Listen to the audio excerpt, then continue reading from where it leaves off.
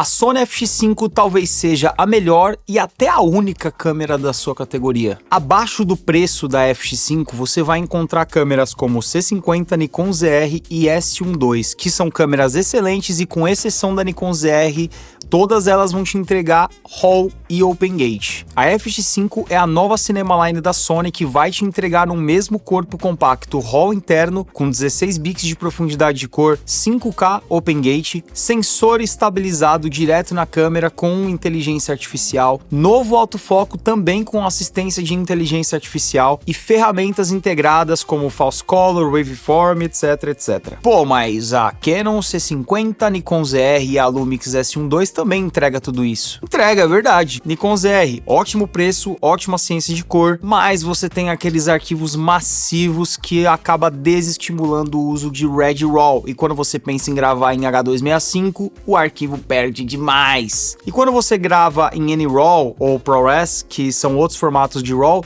você acaba perdendo a ciência de cor da Red, e aí acaba não fazendo muito sentido você ter uma câmera dessa. A C50, na minha opinião, é uma câmera muito bem acertada, num nível bem mais profissional do que a Nikon ZR. Tem outras opções de RAW um pouco mais leve, não tão leve quanto da Sony, mas você tem opções de RAW mais leve. Mas ela acaba perdendo na falta do IBIS. Além disso tudo, a gente sabe que as lentes da Canon não são para qualquer um, não são acessíveis, a gente não tem ainda marcas fabricando lentes com autofoco para Canon, e acaba dificultando e encarecendo um pouco você ter esse ecossistema. E por último, mas não menos importante, a Lumix S12, que para mim dessas três é a mais completa, a mais incrível, a melhor que o seu dinheiro pode comprar nessa faixa de preço. Mas, no final das contas, ela ainda é uma câmera híbrida. É uma câmera fotográfica, não é uma câmera num corpo pensado para cinema, e também tem outras questões que acabam sendo um ganha daqui, perde dali, como por exemplo, você não consegue gravar RAW interno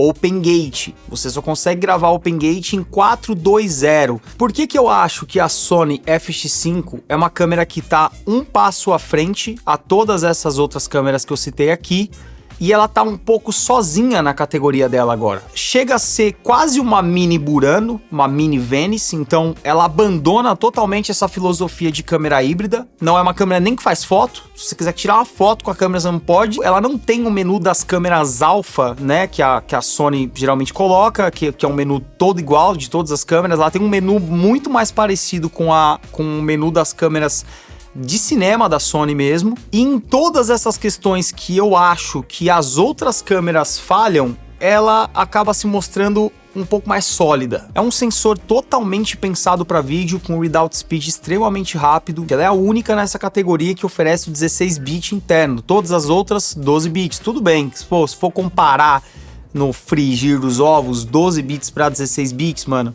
na calculadora é muita coisa, tá? Mas na vida real não é muita coisa, mas é melhor, tá lá, é melhor, certo? Se é melhor, tem que destacar, porque quando era pior, vocês também destacavam, não é? Então, além dela ser a única na faixa que faz 16 bits, ela também tem o RAW mais amigável. Você tem compressões de RAW dentro do menu que pode gravar muito semelhante a um H265, cara. Isso é bizarro, isso estimula você a usar o RAW, de fato, e RAW é maravilha.